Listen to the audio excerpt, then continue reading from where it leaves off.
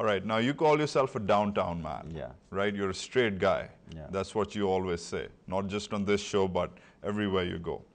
So what's the Kashmir connection about? Because you have been blamed for running militant training camps. Look, basically I'm a Kashmiri, and when the thousands people come from Kashmir with such a bad condition, that was my moral, political, religious duty to look after them, and I have arranged for their bread and breakfast, not for guns. You have been called by the JKLF a great jihadi. You've also been blamed by people like General Nasirullah Babar, Yasin Malik, the PPP itself, Mirza Aslam Beg, even your old colleague, Chaudhry Nisar Ali Khan, who was a friend of yours in your old party days. So they say it was more than bread and butter and jam and jelly which you were providing for the militants. Look, there was a raid, and there was at that time Benazir was against me, and she has, I missed the name of that journalist in time, she has said that there was a major story that India can come and bomb Shaikh Rasheed camp, and there was SSG action there, and nothing was found there. There was a youngster and maybe playing football or some refreshments and talking. All right, Minister, do you think, you're a veteran of Pakistani politics, you've been elected 6 straight times as an independent and as a PML man. The bottom line is, do you think it's the role of an elected legislator to be running a camp? Whatever sort of camp. No. You don't think it's a militant camp, you think it was just a regular camp where people came and were fed and housed. Fine, given. Do you think it's the role of a legislator to run such a place? What does that say about you as a leader? What sort of benchmark are you setting for future leaders of Pakistan? A legislator, if is supporting on humanitarian ground their blood relatives, that doesn't mean that he is supporting some gambling stations, some bookings, some fixing, some match fixing. If a legislator is going to support their brothers, their Muslim brothers, and they don't have a place, they don't have a space, if I provided them, so I feel I did the right thing. Do you think it's legal? It's legal or illegal. It's a question of my heart. I did the right thing. I don't feel sorry for that. I'm proud of that. We have to take a short break here, Minister. We're talking to Shaikh Rasheed Ahmad, Pakistan's Federal Minister for Railways, and a whole lot more. You're watching TalkBack. Stay tuned.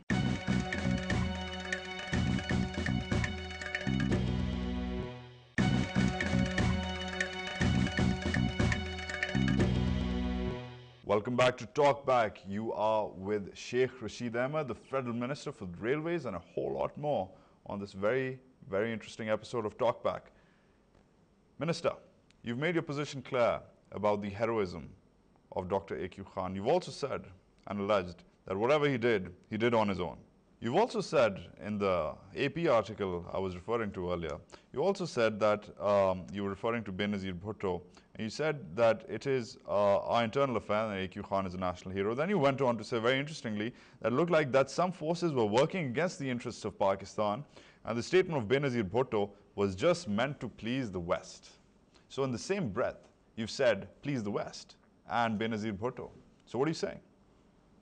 I mean to say that, of course, Benazir is talking in the Western style, with Western demands and Western language, and she's a totally Benazir, totally changed Benazir. She is a totally pro-American. She's a totally, she's going to, at least she's promising to fulfill all the requirement which West is demanding to us, which West is asking to us to finish this tribal areas disturbance and A.Q. Khan and Lal Mosque.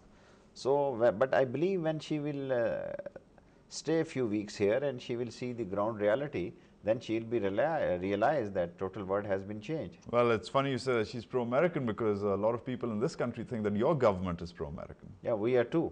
But we can't go. A uniformed man cannot go in an extent to say that we are going to ask Dr. A.Q. Khan and we are going to do this and this. Not possible. Okay, let's talk about reasons for your removal from the Information Ministry. Okay. It's been said that you were removed because you were too much of a big boss at the PTV. It's been said that you personally overlooked PTV rundowns because you did not want certain elements within your party getting too much airtime, that you wanted to be on the front, that you wanted maximum exposure. It's also been said that because of your connections with the camp office in Pindi, you almost had the guile to walk out of meetings with the Prime Minister. You were an independent man. Too independent for the Prime Minister, too independent for the Chaudhrys, too independent for people like Humayun Akhtar. Oh, Humayun Akhtar is nothing to say. Yeah, I was independent man. Wherever I go, I mean business. So I was independent minister and I was saying what I was feeling. And I was not going to... But you were manipulating, according to people inside PTV, people who worked with you, people we've talked to, you were manipulating rundowns. You wanted to make sure that you were making the headlines and not the Chaudhrys. No, that's not a question. I mostly not like to come on a PTV at that time also. There's so many things which I can't share. There's the international pressures. There was so many things about FATA, Waziristan, and especially there was some things which I can't share such publicly. And I have given on a higher floor my observation. I stand for that. Well, it's been said you talk too much. And that's right. If you feel something wrong, what else can you do? Former Interior Minister Faisal Saleh Hayat, on the occasion of the arrest of Al-Qaeda member Ahmed Khalfan Ghillani, said that he was saying one thing as the Interior Minister, he was in charge of the arrest, and you said something else. And he said that whatever you said was unauthorized information which you were disseminating because you were, quote, fond of talking and getting yourself photographed, and you did not think of Pakistan. Wherever I go, I have the better and best information than anybody because I live in downtown where a driver knows better than the boss, where a clerical staff whatsoever going to be happen in Islamabad or GHQ, all the type of stuff belongs to my constituency. I know the best things. I have a courage to say the truth thing in the presence of President and the Prime Minister, whatever I feel. And I'm grateful. I'm grateful the President, at least he listens to me. Although many times... What about the Prime Minister? Oh, Prime Minister, you know, he's a nice man. He listens, that's it. What's that supposed to mean? That's supposed to mean is, you know, everybody knows that what I have to say, I'm selecting the right word, that there is always face behind a case. Yeah, sorry to say that this is something wrong with me. If somebody asks me something, I can't hide it. Many times I told the President Saab and other people, don't tell me something which I can't hide myself.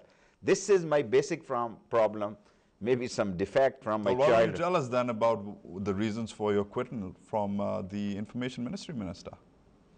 Oh, I think there was, number one, the Chaudhrys and Prime Minister, as you have said, at that time, of course, they want me to be changed, not the Chaudhrys, but maybe unanimously both of them, they want to change me. Why?